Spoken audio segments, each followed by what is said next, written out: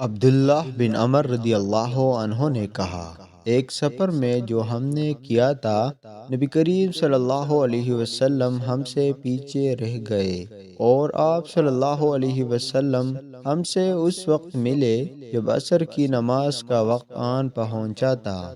ہم جلدی جلدی وضو کر رہے تھے، بس پاؤں کو خوب دھونے کے بدلے ہم یوں ہی سا دھو رہے تھے۔ یہ حال دیکھ کر آپ صلی اللہ علیہ وسلم نے بلند آواز سے پکارا، دیکھو ایڑیوں کی خرابی دوزخ سے ہونے والی ہے۔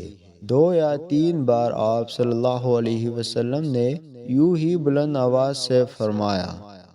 صحیح بخاری حدیث نمبر 60۔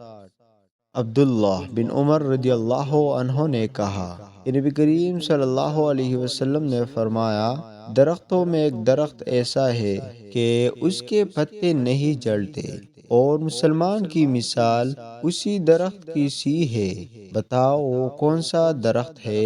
یہ سن کر لوگوں کا خیال جنگل کے درختوں کی طرف دوڑا۔ عبداللہ رضی اللہ عنہ نے کہا، میرے دل میں آیا کہ وہ کھجور کا درخت ہے، مگر میں اپنی کم سنی کی شرم سے نہ بولا۔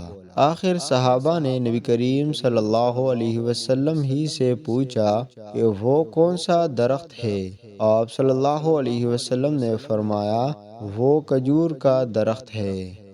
صحیح بخاری حدیث نمبر 61۔